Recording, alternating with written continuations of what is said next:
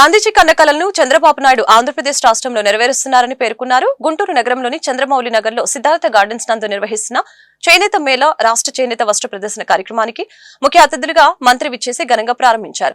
కార్యక్రమంలో జిల్లా collector S Nagalakshmi, MLA Galla Madhavi పాల్గొన్నారు. ఈ సందర్భంగా సవిత మాట్లాడారు. గత 5 సంవత్సరాల రాష్ట్ర వ్యాప్తంగా చేనేతల పరిస్థితిని మనమందరం చూశామని, చాలా చోట్ల ఆత్మహత్యలు చేసుకున్నారని తెలిపారు.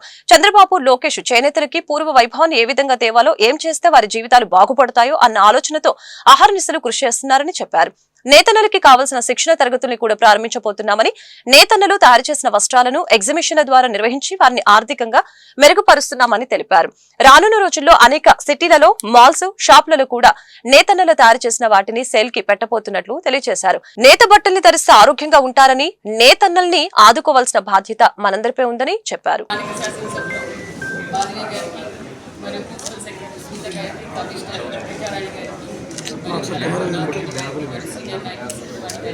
చేసిన పత్రికా సోదరి సోదరులందరికీ మరియు మా నేతన్నలకు అందరికీ గాంధీ జయంతి శుభాకాంక్షలు తెలియజేస్తున్నాం.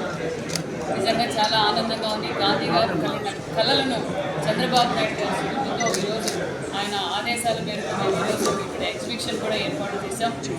గత 5 సంవత్సరాలుగా చేనేతల పరిస్థితి ఏంటో రాష్ట్ర వ్యాప్తంగా మనం చూసాం. గత 5 సంవత్సరాలుగా చేనేతలు చాలా చోట్ల ఆత్మహత్యలు కూడా చేసుకున్నారు. ఒక పక్క చంద్రబాబు నాయుడు గారు, ఒక పక్క లోకేష్ గారు గ్రౌండ్ లెవెల్కి వెళ్ళి చేనేతలకు ఏ విధంగా అయితే మనం సహాయపడగలం, పూర్వ వైభవం ఏ విధంగా తీసుకురావాలని అహర్నిశలు చేనేతలకు సహాయపడాలన్న సంకల్పంతోనే ముఖ్యమంత్రి చంద్రబాబు నాయుడు గారు ఉన్నారు. మేము అధికారంలోకి వచ్చిన 100 రోజుల్లోనే అనేక నేతన్నలు పడుతున్న కష్టాలు తెలుసుకున్నాం. పూర్వ వైభవం కూడా తేబోతున్నాం. అదేవిధంగా నేతన్నలకు కావాల్సిన శిక్షణా తరగతులు కూడా మేము ఇవ్వబోతున్నాం. ఇప్పుడు ఉన్న ట్రెండ్, ఏ ట్రెండ్కి కావాల్సిన శిక్షణా తరగతులు కూడా మేము ఏర్పాటు చేసాం.